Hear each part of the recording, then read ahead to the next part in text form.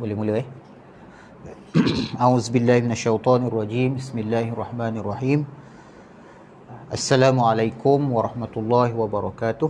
Al-Fatihah. A'udzubillahi minasyaitonirrajim. Bismillahirrahmanirrahim. Alhamdulillahi rabbil alamin. Arrahmanirrahim. Maliki yaumiddin. Iyyaka na'budu wa iyyaka nasta'in. Ihdinas siratal mustaqim. صراط الذين أنعمت عليهم غير المغضوب عليهم ولا الضالين آمين. بسم الله والحمد لله والصلاة والسلام على سيدنا وحبيبنا وشفيعنا رسول الله محمد بن عبد الله وعلى آله وصحبه ومن تبعه ووله. اللهم افتح علينا حكمتك وانشر علينا من خزائن رحمتك يا أرحم الراحمين. اللهم علمنا ما ينفعنا وانفعنا بما علمتنا وزدنا علما. سبحانك لا علم لنا إلا ما علمتنا إنك أنت العليم الحكيم. ولا حول ولا قوة إلا بالله العلي العظيم. لا إله إلا الله محمد رسول الله في كل لمحة ونفس عدد ما وسعه علم الله. Tuan-tuan, puan-puan, muslimin, muslimat, ikhwah, akhwat yang dirahmati lagi dimuliakan oleh Allah Subhanahu Wa Taala sekalian. Bertemu lagi kita pada hari ini bagi kita meneruskan perbincangan kita daripada kitab karangan Kiai Muhammad Idrus Ramli, Akidah Ahlus Sunnah wal Jamaah, membincangkan tentang sifat 50.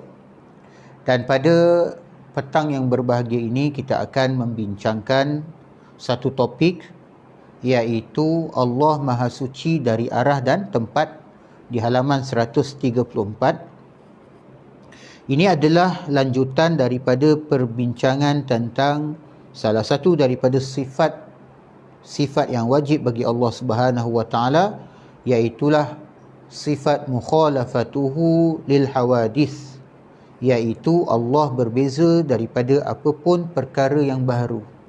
Maksud perkara yang baharu ialah makhluk. Jadi Allah itu berbeza dengan makhluk-makhluknya. Allah Maha Suci dari arah dan tempat. Dalam uraian di atas telah dijelaskan bahawa Allah wajib memiliki sifat mukhalafatuhu lil hawadith. Allah berbeza dengan apapun perkara yang baharu. Sifat ini termasuk sifat salbiyah. Dan yang lepas kita dah lihat apa yang dimaknakan dengan sifat salbiyah. Sifat salbiyah iaitu sifat yang menafikan apa sahaja yang tidak layak bagi Allah. Antara lain ada dalam arah dan tempat. Jadi ada dalam arah dan tempat ini adalah sifat kemakhlukan yang tidak layak bagi Allah Subhanahu Wa Taala, justru ia dinafikan. Jadi Allah Maha Suci dari arah dan tempat. Lebih jelasnya, apakah dalil-dalil bahawa Allah ada tanpa arah dan tempat?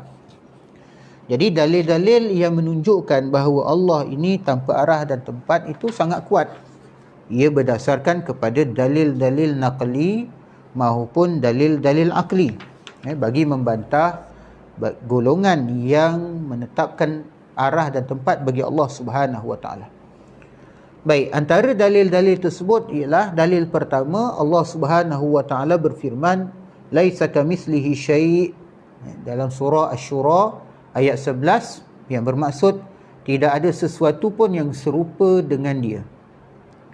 Jadi ayat ini adalah ayat yang paling tegas dalam menjelaskan kesucian Allah secara mutlak dari menyerupai apapun. Ini ayat yang paling tegas, ayat yang muhkamat, yang menetapkan bahawa Allah itu berbeza daripada makhluk-makhluknya. Tidak ada apa pun yang menyerupai Allah Subhanahu Wa Taala. Sebagaimana yang kita juga sedia maklum dalam surah Al-Ikhlas, Allah Taala menyebutkan dalam ayatnya yang keempat, surah Al-Ikhlas, walam yakul lahu kufuwan ahad. Tidak ada satu pun yang serupa dengannya. Ini sama juga dengan makna ayat dalam surah Asy-Syura, laisa kamitslihi syai', tidak ada sesuatu pun yang serupa dengan dia. Allah Subhanahu wa taala tidak menyerupai makhluknya dari aspek apapun, sehingga Allah itu tidak perlu pada tempat yang menjadi tempatnya dan tidak perlu pada arah yang menentukannya. Keberadaan Allah Subhanahu wa taala bertempat dan arah ini seperti yang dinyatakan oleh Sayyidina Ali bin Abi Talib radhiyallahu anhu wa karramallahu wajhah, sebagaimana yang dipetik oleh Al-Imam Abu Mansur Al-Baghdadi dalam kitabnya Al-Farqu Bainal Firaq, kana Allahu wala makan wa huwal ana ala ma alaihi kan. Allah Subhanahu wa taala itu ada sebelum adanya tempat, dan keberadaan Allah sekarang seperti keberadaannya sebelum adanya tempat. Jadi ayat di atas juga menjadi dalil bagi Ahlus Sunnati wal Jamaah bahawa Allah memiliki sifat mukhalafatuhu lil hawadis, iaitu Allah tidak menyerupai makhluk-makhluknya. Dan sifat ini termasuk dalam kategori sifat salbiyah, iaitu makna sifat salbiyah, sifat yang menafikan sifat-sifat atau perkara-perkara yang tidak layak bagi Allah Subhanahu wa taala. Oleh kerana itu mustahil Allah Subhanahu wa taala menyerupai makhluk yang mempunyai roh seperti manusia atau jin atau malaikat dan lain-lain. Allah juga mustahil menyerupai benda-benda padat, ataupun dalam bahasa Arab disebut sebagai jamad, baik benda yang ada di atas maupun yang ada di bawah. Maknanya yang ada di atas seperti planet-planet, bintang-bintang dan seumpamanya. Yang ada di bawah kita maksudnya seperti galian-galian tanah dan seumpamanya.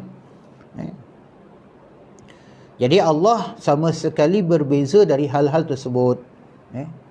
Seperti dikemukakan sebelumnya, kalau kita lihat balik dalam perbincangan tentang mukhalafatuhu ta'ala lil hawadis, para ulama telah menjelaskan bahawa alam ni ialah kullu ma siwallah. Alam kullu ma siwallah. Segala sesuatu selain alam, segala sesuatu selain Allah itu diistilahkan sebagai alam.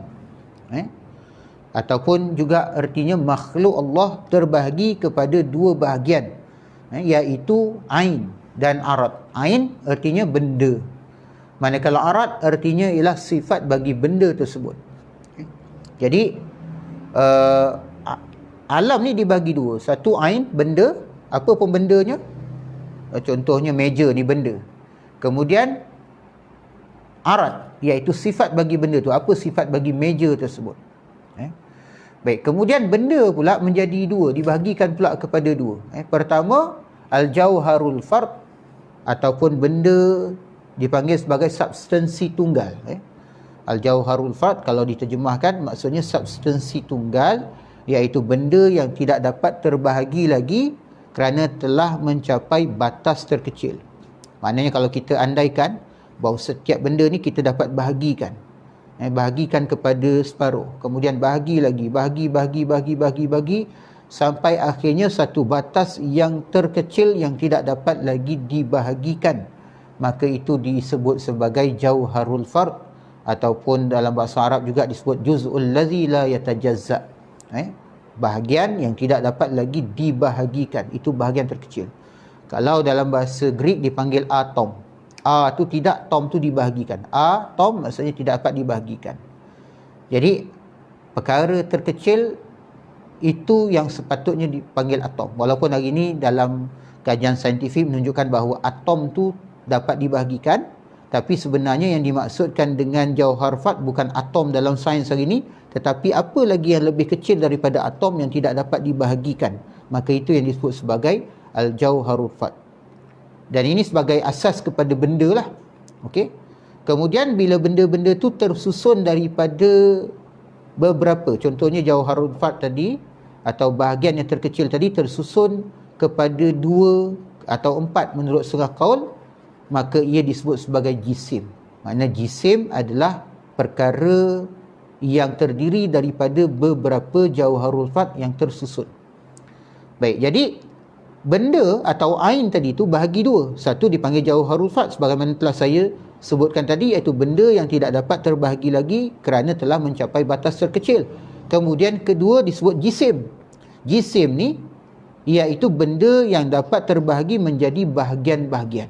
Jisim adalah terdiri daripada beberapa jauharul fat, baru disebut jisim. Jadi benda yang terakhir ini pula, iaitu jisim tadi itu, terbahagi pula kepada dua macam, iaitu pertama dipanggil benda latif ataupun ainun latif, atau apa dipanggil jisim latif, iaitu sesuatu yang tidak dapat dipegang dengan tangan. Contohnya apa? Cahaya, kegelapan, roh, angin, bau. Bau ni boleh masuk bawah kategori udara lah. Bunyi, gelombang, ialah sesuatu yang tak dapat kita pegang dengan tangan. Elektrisiti contohnya, itu adalah jisim latif. Dan kedua ialah jisim kasif ataupun benda kasif, iaitu sesuatu yang dapat dipegang oleh tangan, seperti jisim manusia, jisim tanah, benda-benda padat, batu-batuan, galian, logam dan lainnya, air kan. Benda juga mempunyai sifat yang melekat pada dirinya. Jadi pada setiap benda ada sifat yang melekat pada dirinya, dan sifat itu disebut dalam bahasa Arab sebagai arad. Istilah ilmu kalam dipanggil arad. Arad tu maksudnya benda yang mendatang atau benda yang melekat pada sesuatu jisim atau pada ain. Contohnya bergerak. Bergerak tu adalah sifat bagi ain atau jisim tadi. Diam, berubah, bersemayam, berada di tempat dan arah, duduk, turun, naik dan sebagainya. Itu semua adalah arad, sifat-sifat bagi jisim ataupun sifat-sifat bagi ain. Ayat di atas menegaskan, ayat apa? Ayat laisa kamitslihi syai' wa huwas samiul basir. Laisa kamitslihi syai', Allah itu tidak ada sesuatu pun yang menyerupainya, menegaskan kepada kita bahawa Allah tidak menyerupai makhluknya dari segenap aspeknya, sama ada zat, sifat maupun af'alnya. Kerana apa? Kerana Allah tu bukannya jauharul fat, bukan juga jisim latif, benda latif, bukan juga benda kasif ataupun jisim kasif. Dan tentu saja Allah tidak boleh disifati dengan arad, sifat-sifat bagi benda. Jadi ayat tersebut di atas cukup sebagai dalil bahawa Allah ada tanpa tempat dan tanpa arah. Kerana seandainya Allah mempunyai tempat dan arah, tentu akan banyak yang serupa dengannya. Kerana dengan demikian Allah mempunyai dimensi, dimensinya apa? Panjang, lebar, kedalaman. Sedangkan sesuatu yang mempunyai dimensi, maka ia adalah makhluk yang memerlukan kepada yang menjadikannya dalam dimensi tersebut. Baik. Kemudian penjelasan lanjut tu boleh lihat dalam Syarah Al-Aqaid An-Nasafiyah, karangan Al-Imam Sa'aduddin At-Taftazani.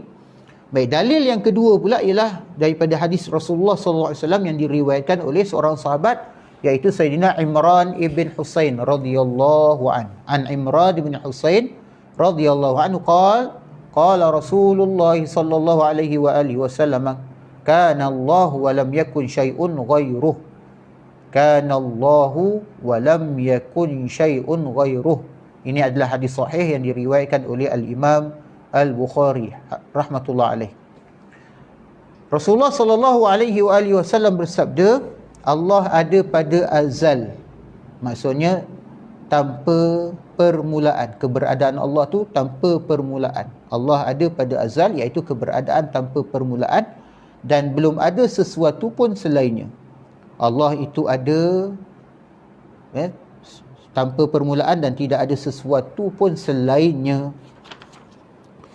Jadi apa yang dapat kita faham daripada hadis tersebut? Hadis di atas memberikan penjelasan bahawa Allah itu ada pada azal. Azal ni adalah istilah lain bagi qidam ataupun qadim. Maksudnya Allah Ta'ala sudah ada sejak daripada, sudah ada tanpa permulaan. Bila kata tak ada permulaan, artinya Allah Ta'ala tu sedia ada. Ketika tidak ada sesuatu apa pun bersamanya. Pada azal belum ada yang dikatakan makhluk, sama ada angin, cahaya, kegelapan, arash, langit, manusia, jin, malaikat, waktu, tempat dan arah. Belum ada. Waktu, tempat dan arah tu semua adalah makhluk. Jadi dengan demikian berarti Allah itu ada sebelum terciptanya tempat dan arah.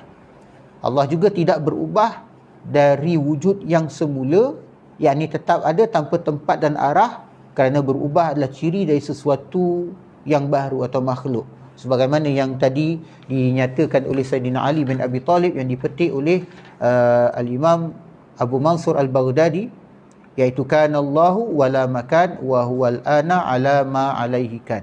Allah itu ada sebelum adanya tempat, dan kewujudan Allah itu sekarang sebagaimana kewujudannya sebelum adanya tempat, tak berubah sedikit pun. Adanya alam atau tiadanya alam tidak mengubah sedikit pun daripada keesaan wujud Allah Subhanahu wa taala, daripada keesaan zat Allah Subhanahu wa taala. Allah Ta'ala tu tetap esa sama ada adanya alam atau tiadanya alam. Tidak mengubah apa-apa pun daripada keesaan wujudnya Allah Subhanahu wa taala. Baik, sekarang apabila akal dapat menerima bahawa Allah ada sebelum terciptanya tempat dan arah, maka tentu sahaja akal dapat menerima wujudnya Allah tanpa tempat dan arah setelah terciptanya tempat dan arah. Dan itu bukan sesuatu yang sukar untuk diterima. Kalau kita boleh terima Allah Ta'ala tu ada sebelum adanya tempat dan arah, maka kenapa sukar untuk kita terima adanya Allah setelah adanya tempat dan arah? Kerana wujudnya Allah Ta'ala tu tidak berubah apa-apa pun, sebagaimana kita sebutkan tadi, dengan kewujudan makhluk, dengan kewujudan arah dan tempat dan sebagainya. Kerana kita sebutkan bahawa berubah itu adalah ciri daripada sesuatu yang baru, ciri daripada makhluk, dan itu adalah mustahil bagi Allah Subhanahu Wa Taala. Dan hal ini bukanlah termasuk penafian atas wujudnya Allah. Kita tak menafikan, bila kita kata kita menafikan arah dan tempat bagi Allah, itu bukan maknanya kita menafikan wujudnya Allah Subhanahu Wa Taala. Sebaliknya kita menegaskan bahawa wujudnya Allah Subhanahu Wa Taala itu adalah berbeza daripada wujudnya makhluk. Berbeza daripada wujudnya makhluk, sesuai dengan apa yang Allah Ta'ala sendiri tegaskan bagi dirinya. Laisa kamitslihi syai', tidak ada satu pun yang tidak ada suatu pun yang seumpama dirinya, tidak ada satu makhluk pun yang seumpama dirinya. Jadi kaedah dia mudah. Kalaulah sekiranya makhluk tu bertempat dan berarah, Allah laisa kamitslihi syai', Allah Ta'ala tidak serupa dengan makhluknya. Justru Allah tidak bertempat dan tidak berarah. Jadi tak payahlah kita nak susah payah memikirkan tempat dan arah bagi Allah Subhanahu Wa Ta'ala, kerana hal tersebut tidak menambahkan apa-apa pun bagi diri kita sebenarnya. Cukup kita isbatkan bahawa Allah Subhanahu Wa Ta'ala itu wujud tanpa tempat dan arah. Selesai. Baik, dalil ketiga, hadis sahabat Abu Hurairah radhiyallahu anhu, an Abi Hurairah radhiyallahu anhu anna nabiyya sallallahu alaihi wa alihi wasallam, tu ada silap sikit baris tu, anna nabiyya, an-nabiyya tu sebagai isim inna, barisnya atas patutnya. An Abi Hurairah radhiyallahu anhu anna nabiyya sallallahu alaihi wa sallam ya'muruna idza arada ahaduna an yanama an yattaji'a ala shiqqihi al-aymani thumma yaqulu Allahumma rabbis samawati wa rabbil ard wa rabbil arshil azim. Allahumma rabbas samawati wa rabbal ardi wa rabbal arshil azim. Rabbana wa rabb kulli shay'in faliqal habbi wan nawa wa munzilat tawrati wal injili wal furqan. A'udzu bika min syarri kulli shay'in anta akhidhun bi nasiyatihi. Allahumma antal awwalu falaysa qablaka syai' wa antal akhiru falaysa ba'daka syai' wa antal zahiru falaysa fawqaka syai' wa antal batinu falaysa dunaka syai' iqdi 'anna ad-daina wa aghnina minal faqri. Hadis ini adalah hadis sahih yang diriwayatkan oleh Imam Muslim, dan di dalamnya mengandungi pengajaran akidah yang penting.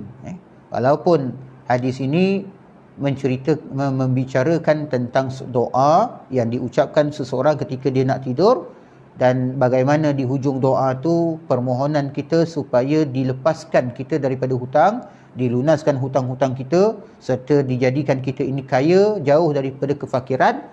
Tetapi yang lebih substansial dalam doa ini, ataupun lebih inti daripada doa ini, ialah tentang akidah. Kita akan tengok yang diriwayatkan daripada Abi Hurairah radhiyallahu anhu, Nabi SAW selalu menyuruh kami apabila salah seorang kami hendak tidur, agar tidur miring pada bahagian badan yang sebelah kanan.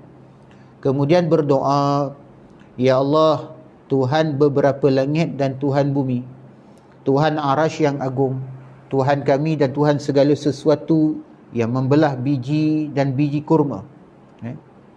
Yang menurunkan kitab Taurah, kitab Injil dan Al-Quran. Aku berlindung kepadamu dari keburukan segala sesuatu yang engkau pegang ubun-ubunnya. Ya Allah, engkaulah yang maha awal, tidak ada sesuatu sebelum engkau. Engkaulah yang maha akhir, tidak ada sesuatu sesudah engkau. Engkaulah yang zahir, az-zahir, engkaulah az-zahir, yang segala sesuatu menunjukkan akan adanya.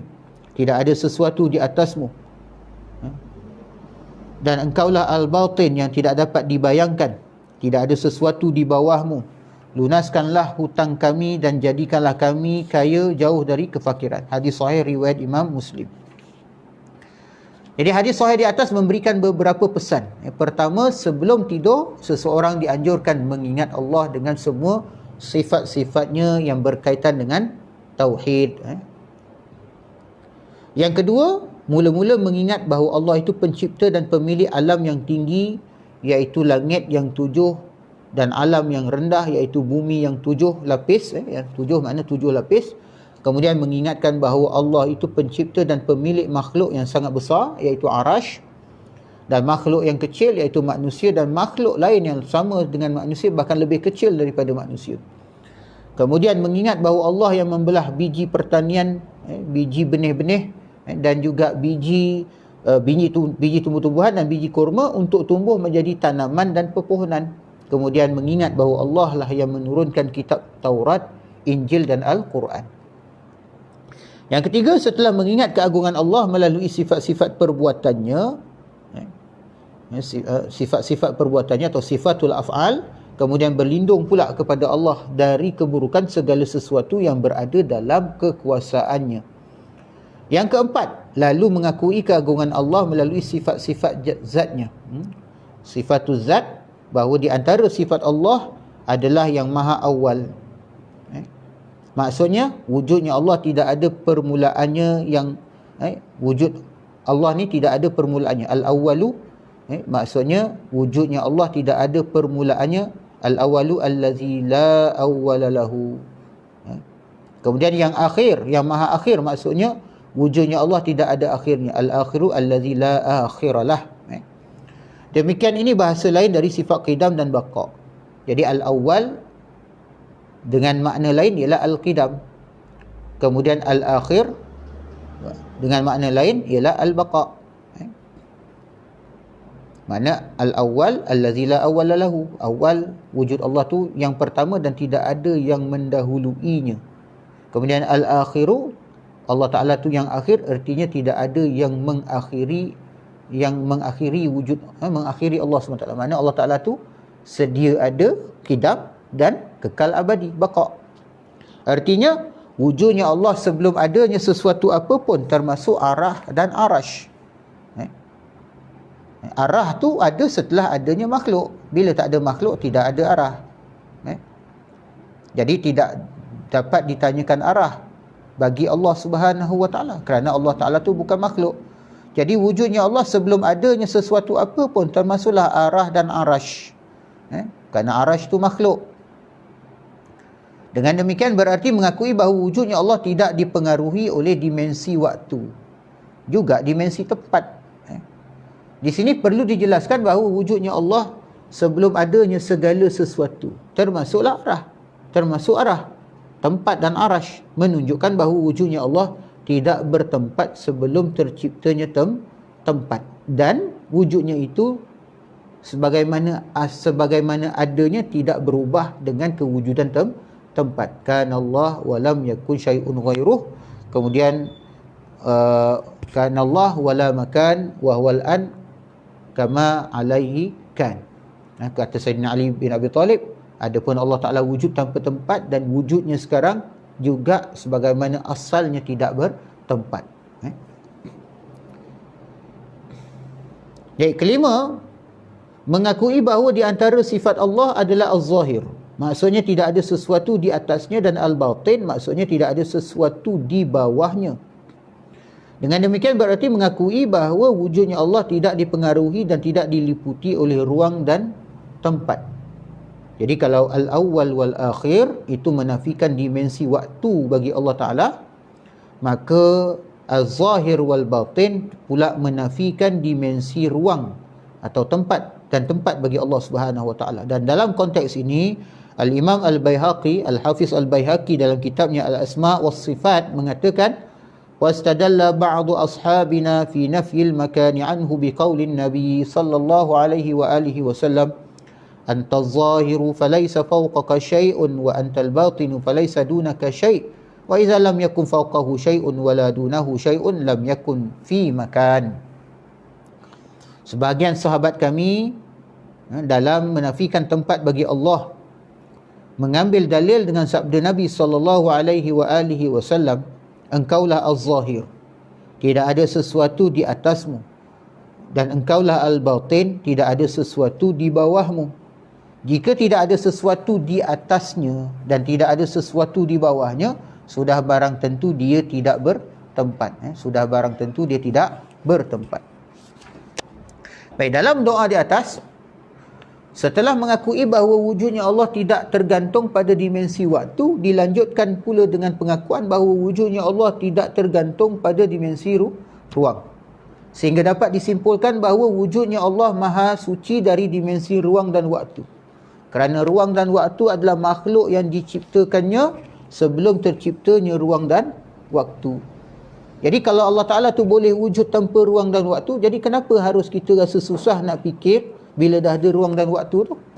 Jadi sebagaimana saya sebutkan tadi, itu tidak mengubah apa-apa. Wujudnya ruang dan waktu tidak mengubah apa-apa pun daripada keesaan wujud Allah Subhanahu Wa Ta'ala. Allah ada tanpa tempat dan arah. Jadi sebelum terciptanya ruang dan waktu, Allah ada tanpa tempat dan arah. Setelah terciptanya ruang dan waktu, Allah juga tanpa tempat dan arah. Sekarang, apabila wujudnya Allah maha suci dari wujudnya Allah itu maha suci dari dimensi ruang dan waktu, mengapa Allah menciptakan arash? Ini pun satu soalan yang sering ditimbulkan. Mungkin setengah orang mungkin tertanya-tanya, kenapa Allah Ta'ala ciptakan arash? Jawapan yang dinyatakan oleh Sayyidina Ali bin Abi Talib ni sangat menarik untuk kita renungkan. Sayyidina Ali bin Abi Talib radhiyallahu anhu berkata, innallaha khalaqal arsha izharan liqudratihi wa lam yattakhidhu makanan li dzatihi. Sesungguhnya Allah menciptakan arash, iaitu makhluk Allah yang paling besar, untuk menampakkan kekuasaannya, bukan untuk menjadikannya tempat bagi zatnya. Kenapa? Kerana sebelum daripada arash, Allah Ta'ala tu sudah wujud tanpa tempat. Jadi kenapa Allah Ta'ala nak menjadikan tempat untuk zatnya? Kerana sebelum daripada ada arash, Allah Ta'ala tu sudah maha kaya. Tetapi kenapa Allah Ta'ala nak jadikan tempat untuk dia duduk, atau arash untuk dia duduk? Kerana Allah Ta'ala tu apa? Allah Ta'ala tu as-samad. Allah Ta'ala as-samad. As-samad tu maksudnya dalam bahasa akidah ni kata, Allah tu mustaghnin an kulli ma siwa wa kullu syai'in muftakirun ilaih wa muftakirun ilaih kulli ma siwa. Maksudnya Allah Ta'ala tu terkaya daripada segala sesuatu, sedangkan segala sesuatu itu berhajat kepada Allah Subhanahu Ta'ala. Jadi Allah Ta'ala tak berhajat kepada arash. Sebaliknya arash lah yang berhajat kepada Allah Subhanahu Wa Ta'ala. Dan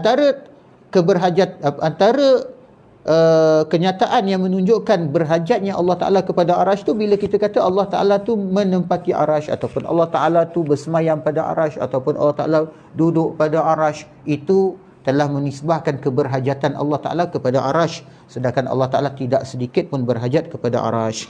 Jadi kata Sayyidina Ali, arash ni diciptakan sebagai menampakkan kekuasaannya dan bukan untuk menjadikannya tempat bagi zatnya.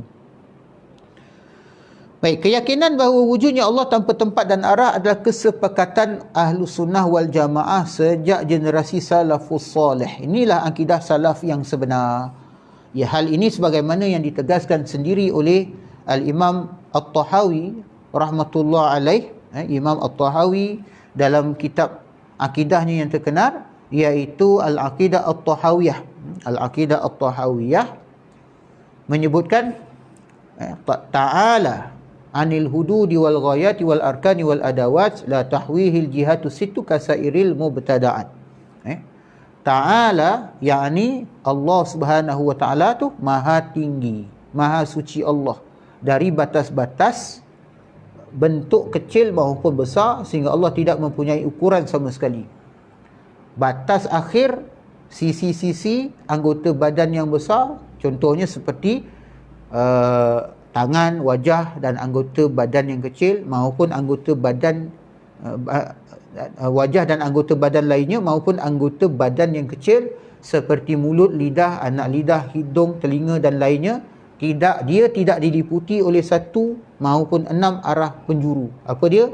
Iaitu atas, bawah, kanan, kiri, depan dan belakang. Itu 6.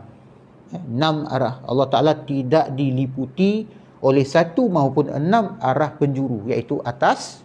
Allah Ta'ala tidak diliputi oleh atas, tidak diliputi oleh bawah, tidak diliputi oleh kanan, kiri, dan kemudian juga oleh depan dan belakang. Tidak seperti makhluknya yang diliputi oleh 6 arah penjuru tersebut. Ini akidah salaf, akidah salaf yang sebenar. Jadi kalau ada satu golongan dakwa dia berada di atas akidah salaf, tapi kemudian menetapkan arah bagi Allah Subhanahu taala atau kedudukan bagi Allah Taala, maka ini bukan salafus soleh, ini salafut taleh. Mana taleh ni lawan soleh, soleh ni baik, taleh tu maknanya salaf yang salah lah, salaf yang buruk. Baik, Imam At-Tahawi ni kalau kita lihat, saya nak tengok sikit siapa Imam At-Tahawi ni. Imam At-Tahawi ni memang sangat terkenal, dia bermazhab Hanafi. Al-Imam At-Tahawi, kalau kita tengok pada tarikh tarikh hidupnya, Imam Tahawi lahir tahun 239 Hijrah, maknanya kurun ke-3 Hijrah. Kemudian wafat pada 321 Hijrah, iaitu pada kira-kira awal kurun ke-4 Hijrah. Ini kurun salaf, kerana salafus soleh ni daripada kurun pertama, kedua, ketiga Hijrah, dan menurut setengah kaul ulama sampai kurun ke-5. Baik, dia wafat di Kairo, dia wafat di Kairo, makna di Baghdad. Dan Al-Imam At-Tahawi rahimahullah ni asalnya dia bermazhab Syafi'i. Dan menariknya, Imam At-Tahawi rahimahullah ni adalah anak saudara di pihak ibunya kepada Imam Al-Muzani. Jadi Imam Al-Muzani adalah bapa saudara kepada Imam At-Tahawi daripada pihak ibu Imam At-Tahawi. Dan Imam Al-Muzani ni siapa? Al-Imam Al-Muzani adalah murid kepada Al-Imam Asy-Syafi'i rahimahullah. Murid kepada Imam Asy-Syafi'i rahimahullah. Jadi pada asalnya Imam Tahawi ni dia bermazhab Syafi'i, tapi kemudian dia berubah kepada mazhab Hanafi, kerana dalam perkiraannya dalil-dalil yang dipegang oleh mazhab Hanafi itu lebih kuat menurut perkiraan Imam At-Tahawi. Jadi jarak Imam Tahawi dengan Rasulullah SAW tu tak adalah jauh. Imam Tahawi murid pada Imam Muzani, Imam Muzani murid pada Imam Syafi'i, Imam Syafi'i murid pada Imam Malik, Imam Malik murid pada Nafi', Imam Nafi' murid kepada Ibnu Umar, Abdullah bin Umar radhiyallahu anhuma, dan ia adalah murid kepada Rasulullah sallallahu alaihi wasallam. Dan Imam Tahawi ini jelas sekali daripada akidahnya itu, kalau kita baca betul-betul, dia meriwayatkan akidah yang dibawa oleh salafus soleh yang sebenar. Dan hakikatnya kitab Imam Tahawi ini disyarahkan bukan saja oleh Ahlussunnah wal Jamaah, Asy'ariyah dan Maturidiyah, tapi juga disyarahkan oleh golongan Wahabiyah juga syarahkan kitab Imam Tahawi. Tapi kalau kita tengok syarahnya tu biasa dia akan takwilkan kata-kata Imam Tahawi itu ke arah i'tiqad yang dipegang oleh golongan Wahabiyah. Boleh rujuk, boleh tengok syarah, antaranya ada ta'liqat yang dibuat oleh Nasiruddin Al-Albani atas atas syarah Ibnu Abil Is. Ibnu Abil Is syarahkan At-Tahawi, kemudian ada ta'liqat oleh Nasiruddin Al-Albani. Dalam tu ada dibagikan sikit perubahan-perubahan daripada apa yang asalnya dipegang oleh Imam At-Tahawi. Jadi pernyataan Imam Tahawi tersebut merupakan ijma', konsensus para sahabat dan ulama salaf yang soleh, kerana Al-Imam At-Tahawi menulis kitabnya Al-Aqidah At-Tahawiyah sebagai rangkuman dari akidah-akidah yang menjadi keyakinan seluruh sahabat dan ulama salaf yang soleh. Kalau kita tengok di awal Aqidah Tahawiyah itu, Imam Tahawi kata dia meriwayatkan akidah yang dipegang oleh Al-Imam Abu Hanifah, oleh Imam Abu Yusuf dan Imam Muhammad bin Hasan Asy-Syaibani daripada pendiri-pendiri mazhab Hanafi. Baik, selanjutnya pula kita bincangkan berkaitan dengan nas muhkamat dan mutasyabihat. Baik, di antara sifat wajib bagi Allah adalah mukhalafatuhu lil hawadis, dan Kiai Muhammad Idrus Ramli ni sangat kuat menekankan aspek sifat mukhalafatuhu ta'ala lil hawadis. Kalau kita tengok sudah daripada bab tadi ni kita dah bincang Allah Maha Suci dari arah dan tempat, masuk tentang nas muhkamat dan mutasyabihat, dan nanti kita akan bincangkan tentang takwil dan tafwid. Ini semua berkisar tentang persoalan sifat Allah Ta'ala yang wajib mukhalafatuhu lil hawadis, kerana di sini yang banyak terjadinya bid'ah golongan mujassimah dan golongan musyabbihah. Golongan mujassimah dan golongan musyabbihah, bid'ah mereka berkisar pada kekeliruan mereka terhadap mukhalafatuhu ta'ala lil hawadis. Berbeza, artinya Allah berbeza dengan semua perkara yang baharu. Kerana apabila Allah sama dengan perkara yang baharu, bila Allah Ta'ala sama dengan perkara baharu, artinya apa? Allah juga baharu. Dan itu adalah mustahil. Allah Ta'ala sendiri tegaskan, walam yakullahu kufuwan ahad. Tidak ada satu pun yang serupa, yang sebanding dengannya. Kerana dalam tinjauan akal, dengan akal yang sejahtera, setiap sesuatu pasti memiliki hukum yang sama dengan apa yang serupa atau sama dengannya. Baik, saya manusia, tuan-tuan dan puan-puan juga manusia. Maka saya serupa dengan tuan-tuan dan puan-puan juga serupa dengan saya, maka hukum tuan-tuan dengan saya itu sama saja. Dia punya hukum-hukum secara fizikal, fisiologikal tu sama saja. Okey? Saya tak sama dengan kursi, maka hukum saya dengan kursi tak samalah. Walaupun saya ada persamaan dengan kursi dari sudut benda, saya sama-sama makhluk dengan kursi, maka dari sudut hukum kebendaan saya samalah dengan kursi. Tapi dari sudut hukum kemanusiaan, saya manusia, kursi bukan manusia, maka ada hukum yang tak sama saya dengan kursi. Allah bukan makhluk, jadi Allah tidak sama dengan kita. Jadi apa saja hukum hakam makhluk tidak dapat dikenakan kepada Allah Subhanahu Wa Taala.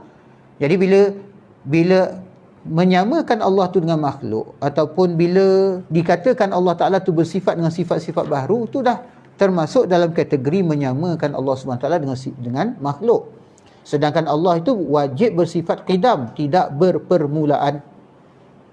Berarti Allah wajib berbeza dengan apa sahaja yang baru. Sifat ini telah diuraikan pada bahagian sebelumnya. Sedangkan dalil bahawa Allah wajib berbeza dengan semua perkara yang baru antara lain adalah firman Allah Subhanahu Wa Taala dalam Al-Quran, laisa kamitslihi syai'un wa huwas samiul basir. Tidak ada sesuatu pun yang serupa dengan dia, dan dialah yang maha mendengar dan maha melihat. Tidak ada sesuatu pun yang serupa dengan dia, dan dialah yang maha mendengar dan maha melihat. Jadi di dalam ayat ni, pertama dinafikan sebarang persamaan Allah Ta'ala dengan makhluk, atau persamaan makhluk dengan Allah SWT. Kemudian Allah Ta'ala isbatkan bagi dirinya sifat-sifatnya, iaitu di sini maha mendengar dan maha melihat, di mana maha mendengar dan maha melihat Allah Subhanahu Wa Ta'ala itu tidak serupa dengan mendengar dan melihatnya makhluk. Jadi Allah Ta'ala tu adalah mukhalafatuhu ta'ala lil hawadis zatan wa sifatan wa af'alan. Maksudnya Allah Ta'ala tu berbeza daripada makhluknya yang baru, sama ada dari sudut zatnya, sifatnya maupun af'al ataupun perbuatan-perbuatannya. Jadi hawadis atau perkara baharu adalah apa sahaja selain Allah Subhanahu Wa Ta'ala. Di antara sifat hawadis adalah memiliki rupa dan bentuk. Hawadis ni daripada kalimah hadis. Hadis tu maksudnya baharu, ataupun dalam kata lain dijadikan. Bila baharu tu artinya dijadikan. Bila dijadikan artinya dijadikan daripada tiada. Sedangkan Allah Ta'ala tu bukan hawadis. Jadi makna lain bagi hawadis tu adalah makhluk. Jadi di antara sifat-sifat hawadis ataupun sifat-sifat makhluk adalah memiliki rupa dan bentuk tersusun dari beberapa bahagian, memiliki masa tertentu dan tempat tertentu. Sedangkan Allah tidak serupa dengan apa pun perkara yang baru dalam hal apa sahaja. Tetapi kita menjumpai pula beberapa ayat-ayat Al-Quran dan hadis-hadis Nabi SAW yang apabila kita memahaminya secara literal akan melahirkan kesan bahawa Allah Subhanahu Wa Taala memiliki kekurangan atau menyerupai makhluknya. Menyerupai makhluk tu adalah merupakan kekurangan bagi Allah Subhanahu Wa Taala. Kerana makhluk tu sifatnya serba kurang. Bila Allah menyerupai makhluk, maka dengan sendirinya kita menisbahkan kekurangan bagi Allah Subhanahu Wa Taala, dan itu adalah mustahil. Hal ini tentu bertentangan dengan ayat yang kita bacakan tadi dalam surah Asy-Syura ayat 11, laisa kamitslihi syai'un wa huwas samiul basir. Tidak ada sesuatu pun yang serupa dengan dia, dan dialah yang Maha mendengar dan Maha melihat. Sedangkan ayat-ayat Al-Quran dan hadis-hadis Nabi sallallahu alaihi wasallam, antara yang satu dengan yang lain harus saling membenarkan dan menguatkan, dan bukan sebaliknya saling menafikan dan membatalkan. Jadi di sini perlu kita mengetahui tentang teks, tentang konsep teks ataupun nas-nas yang muhkamat dan mutasyabihat. Jadi dalam perbincangan kita di sini, termasuk juga perbincangan berkaitan dengan ulumul Quran, ada nas-nas yang disebut sebagai nas-nas yang muhkamat dan nas-nas yang mutasyabihat. Baik, ditinjau dari aspek pengertian, ayat-ayat Al-Quran dan hadis-hadis Nabi sallallahu alaihi wasallam terbahagi menjadi dua, iaitu muhkamat dan mutasyabihat. Berdasarkan kepada firman Allah Subhanahu Wa Taala dalam surah Ali Imran ayat yang ke-7, huwallazi anzala 'alaikal kitaba minhu ayatun muhkamatun hunna ummul kitabi wa ukharu mutasyabihat. فأما الذين في قلوبهم زيغ فيتبعون ما تشابه منه ابتغاء الفتنة وابتغاء تأويله وما يعلم تأويله إلا الله والراسخون في العلم يقولون آمنا به كل من عند ربنا وما يذكر إلا أولو الألباب. Maksudnya dialah yang menurunkan Alkitab, iaitu Al-Quran kepada kamu. Di antara isinya, mana di antara isi Al-Quran, kandungan Al-Quran itu ada ayat-ayat yang muhkamat. Itulah pokok-pokok isi Al-Quran ataupun induk Al-Quran. Dan yang lain ialah ayat-ayat mutasyabihat. Adapun orang-orang yang di dalam hatinya condong kepada kesesatan, maka mereka mengikuti sebahagian ayat-ayat yang mutasyabihat daripadanya untuk menimbulkan fitnah, untuk mencari-cari takwilnya.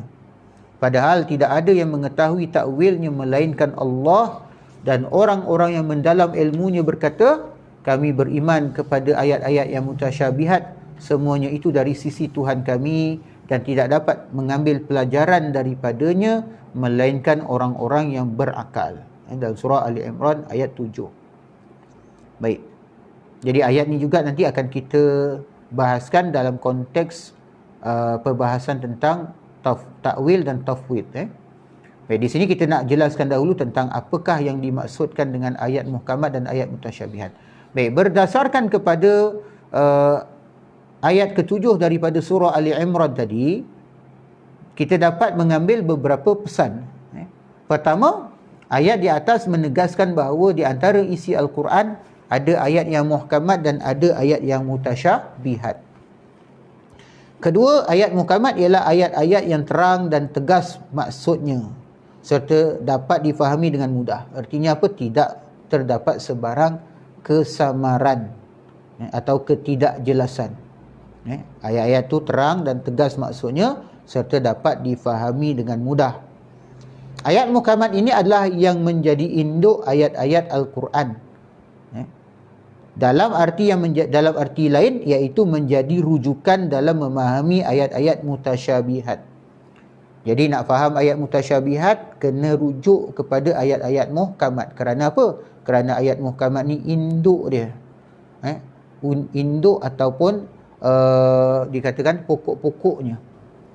Baik, kemudian yang kedua, ayat mutasyabihat ialah ayat yang tidak jelas maksudnya, lawan daripada ayat muhkamat tadi. Atau dengan maksud lain, ayat mutasyabihat ni memiliki beberapa kemungkinan maksud dan memerlukan pemikiran yang matang untuk mengarahkan pada satu maksud yang sesuai. Dan dalam memahami ayat-ayat mutasyabihat ini harus kembali kepada ayat-ayat muhkamat sebagai induk Al-Quran. Ketiga, ayat di atas menjelaskan bahawa kaum yang menyimpang dari kebenaran, yang selalu condong kepada kesesatan, fa'ammal ladzina fi qulubihim zaigun, adapun orang yang di dalam hatinya itu terdapat kecondongan terhadap kesesatan. Selalu menggunakan dalil-dalil mutasyabihat dan meninggalkan yang muhkamat kerana bertujuan menimbulkan fitnah. Kita perhatikan contohnya orang-orang di luar ahli sunnah wal jamaah seperti golongan Mu'tazilah, Syiah, Wahabi, kebatinan dan lain-lain selalu menggunakan dalil-dalil mutasyabihat dalam rangka membenarkan ajaran mereka dan mengabaikan dalil-dalil yang muhkamat sebagai rujukan dalam pemahaman. Yang keempat, ayat di atas juga menjelaskan bahawa penafsiran ayat-ayat mutasyabihat hanya diketahui oleh Allah dan orang-orang yang mendalam ilmunya seperti para ulama salaf yang soleh dan generasi penerus mereka dari kalangan ahli tafsir dan lain-lain. Jadi di sini kalau kita lihat dalam ayat Ali Imran yang ketujuh tadi, ayat yang ketujuh dalam surah Ali Imran, Allah Ta'ala sendiri menegaskan bahawa ayat mutasyabihat itu ada takwilnya. Ada takwilnya yang diketahui oleh Allah Subhanahu wa Ta'ala. Wa ma ya'lamu ta'wilahu illallah. Dan tidak ada yang mengetahui takwil bagi ayat mutasyabihat tersebut melainkan hanya Allah. Jadi di sini menolak golongan yang menafikan takwil, wujudnya takwil bagi ayat-ayat mutasyabihat.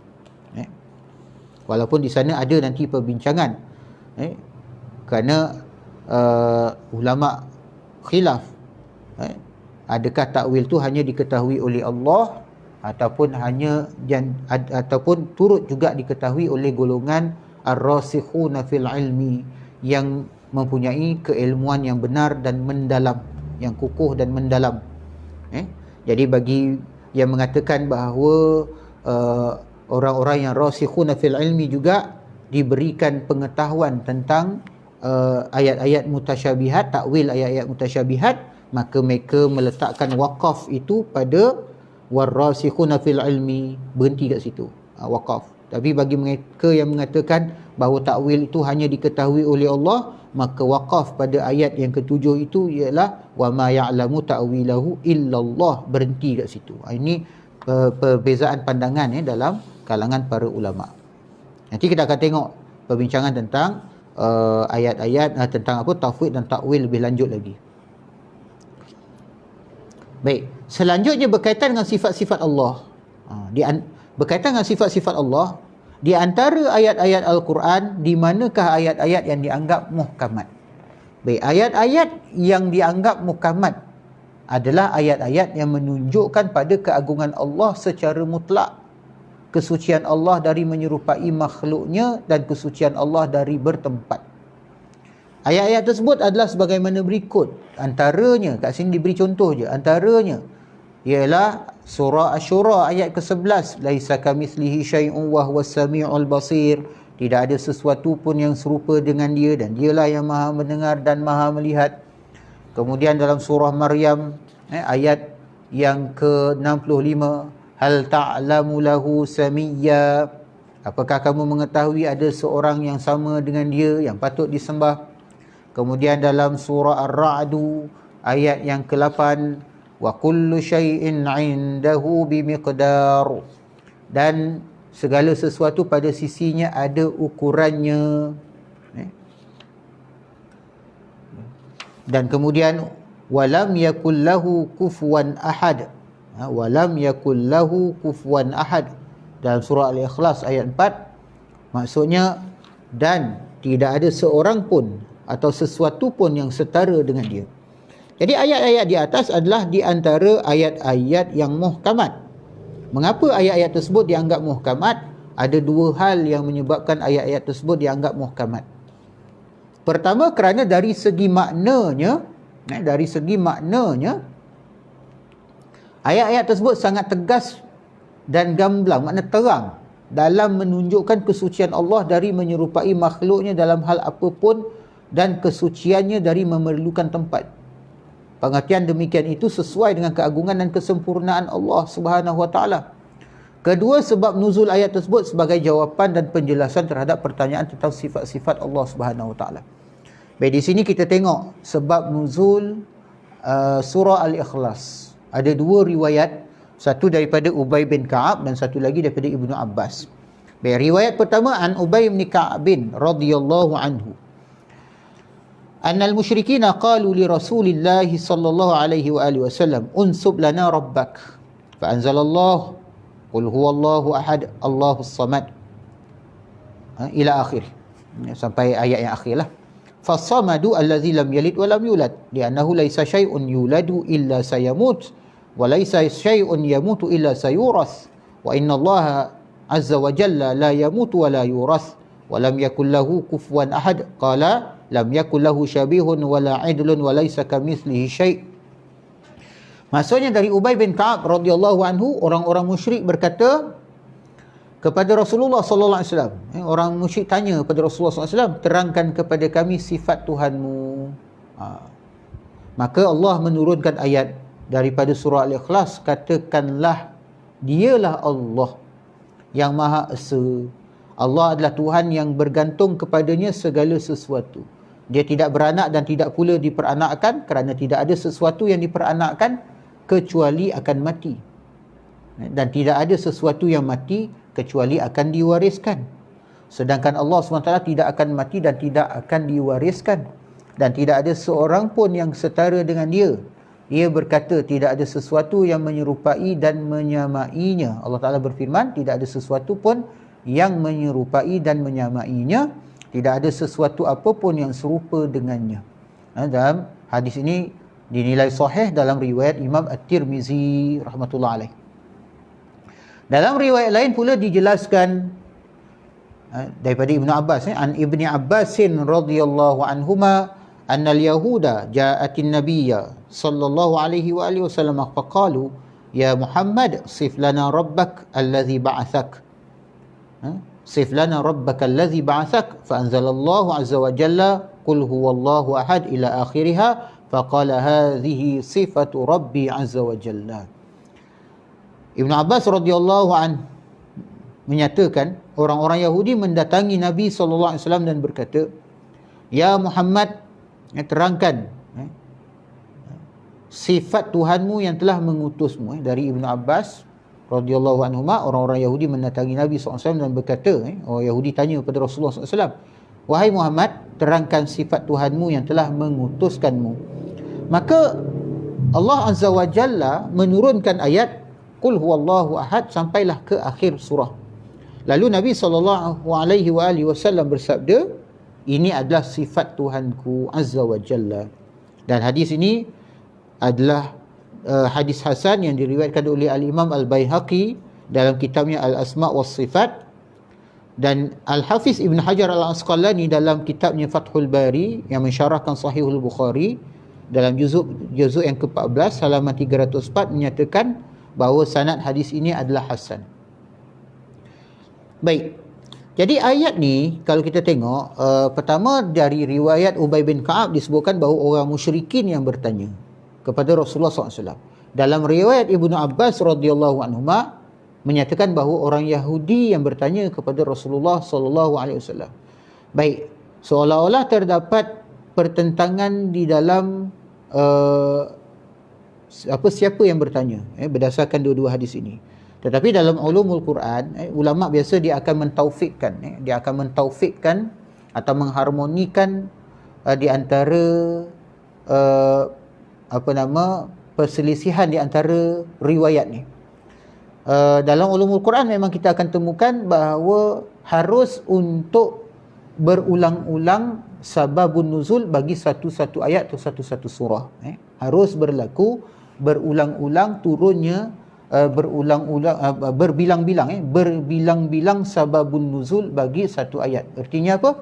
Boleh saja atau harus saja ayat Al-Quran itu, satu-satu ayat Al-Quran itu turun berulang kali untuk menjelaskan pertanyaan-pertanyaan yang pada kontennya itu sama ataupun pada tujuannya sama. Jadi kali pertama turun kepada orang musyrikin kerana pertanyaannya itu berkaitan dengan maksud ayat tersebut. Kemudian sekali lagi turun apabila ditanyakan kepada orang Yahudi.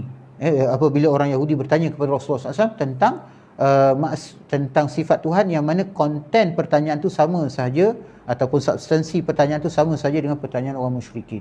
Jadi boleh, maknanya dalam ulumul Quran dibahaskan tentang keharusan berbilang-bilang sababun nuzul bagi satu ayat, ataupun keharusan turunnya ayat satu ayat turun beberapa kali kerana wujudnya berbilang-bilang sebab nuzul tadi. Baik. Dalam hadis lain juga dijelaskan,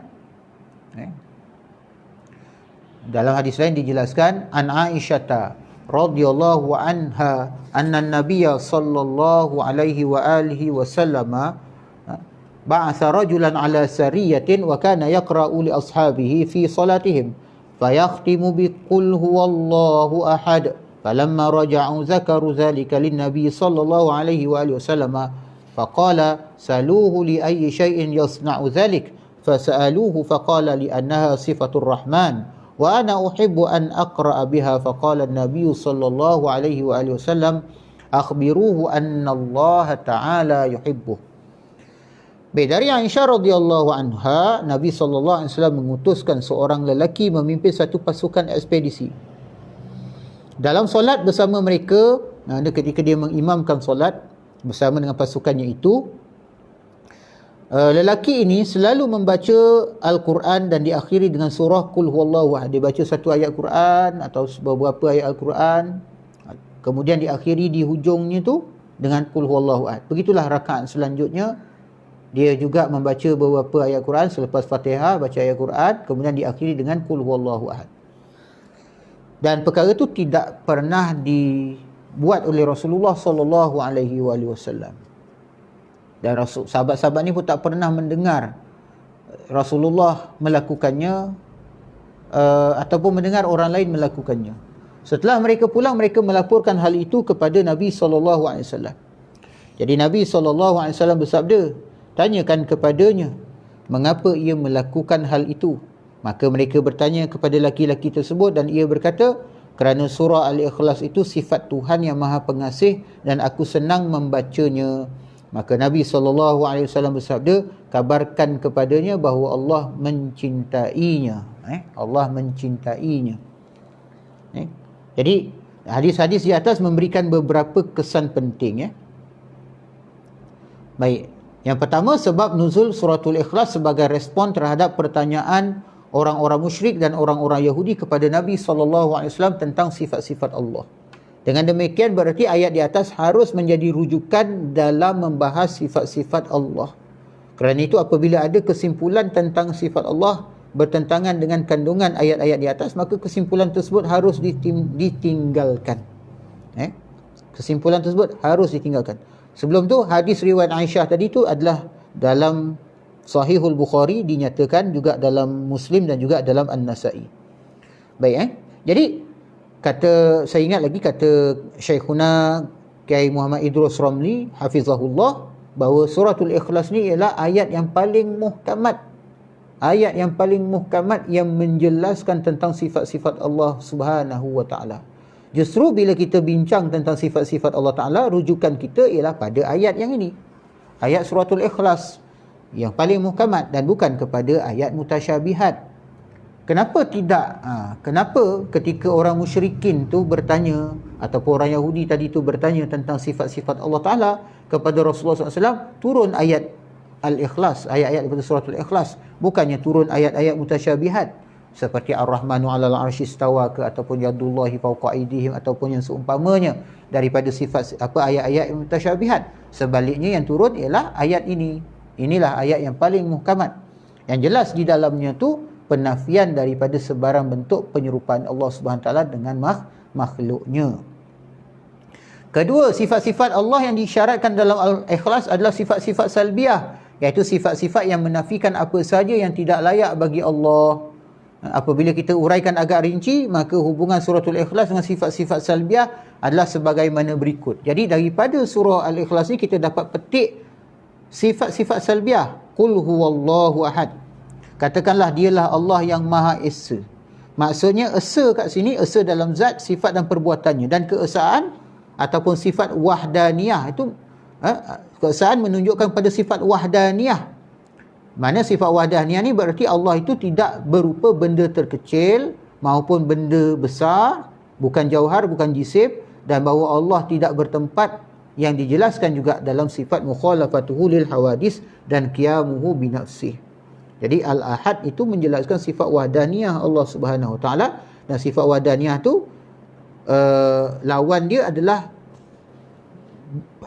berbilang-bilang, dan Allah Taala tu Maha suci daripada berbilang-bilang.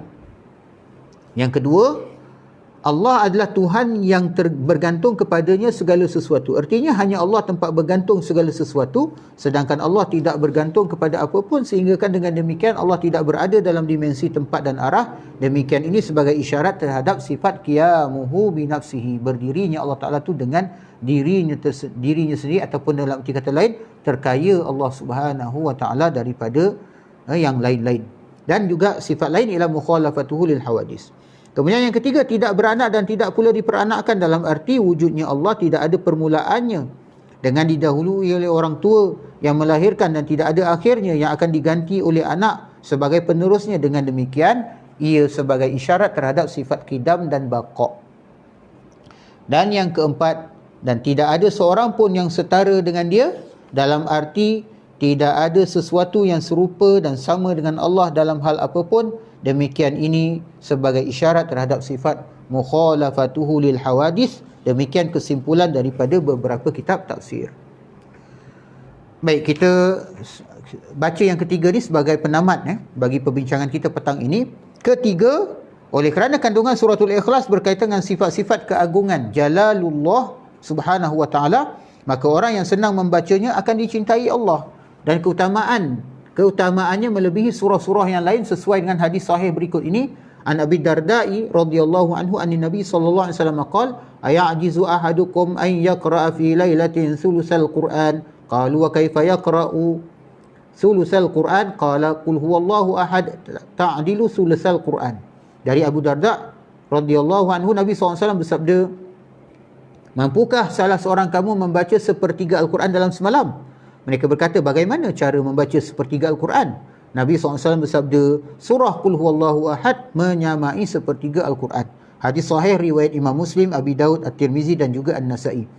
Dan hadis sahih ini menunjukkan keutamaan surah Al-Ikhlas kerana kandungannya tentang tauhid, iaitu sifat-sifat keagungan Allah.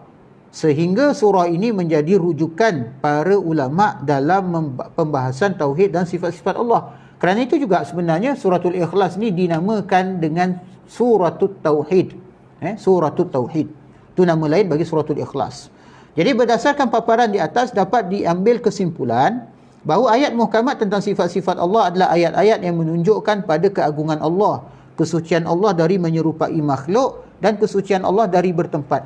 Oleh kerana itu ayat-ayat yang secara lahiriah atau literal memberi kesan bahawa Allah menyerupai makhluk atau bertempat atau memberikan kesan kekurangan pada Allah Subhanahu Wa Taala, berarti termasuk ayat-ayat mutasyabihat yang pengertiannya harus dikembalikan kepada ayat-ayat muhkamat.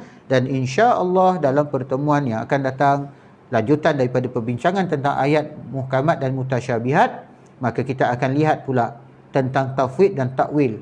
Kerana tafwid dan takwil ni berkait rapat dengan macam mana kita nak berurusan dengan ayat-ayat mutasyabihat. Dan kita lihat bagaimana pandangan Ahlus Sunnah wal Jamaah, sama ada dari kalangan salaf maupun khalaf, tentang persoalan ini, dan perbezaan pendekatan Ahlus Sunnah wal Jamaah dengan pendekatan golongan Ahlul Bid'ah seperti Mujassimah, Musyabbihah, Hasyawiyah yang diikuti oleh golongan Wahabi. Wallahu ta'ala a'lam. A'udzubillahi minasyaitonirrajim. Bismillahirrahmanirrahim. Alhamdulillahirabbil alamin. Wassalatu wassalamu ala asyrafil anbiya'i wal mursalin sayyidina wa maulana Muhammad wa ala alihi wa sahbihi ajma'in. Allahumma habbib ilaina al-iman wa zayyinhu fi qulubina wa karrih ilaina al-kufra wal fusuqa wal isyan waj'alna minar rasyidin. Allahumma ati nufusana taqwaha wa zakkiha anta khairu man zakkaha anta waliyuha wa maulaha. Allahumma inna nas'aluka imanan la yartad wa na'iman la yanfad wa qurrata 'ainin la tanqati' wa murafaqata nabiyyika Muhammadin sallallahu alaihi wa alihi wa sallam fi jannatil khuldi. Subhanakallahumma wa bihamdika asyhadu an la ilaha illa anta astaghfiruka wa atubu ilaik. Wal 'asri innal insana lafi khusr illal ladzina amanu wa 'amilus solihat wa tawassaw bil haqqi wa tawassaw bis sabr. Wa sallallahu ala sayyidina Muhammadin nabiyil ummi wa ala alihi wa sahbihi wa baraka wa sallam. Walhamdulillahi rabbil alamin. Al-'afwu minkum wa billahi taufiq wal hidayah. Wassalamualaikum warahmatullahi wabarakatuh.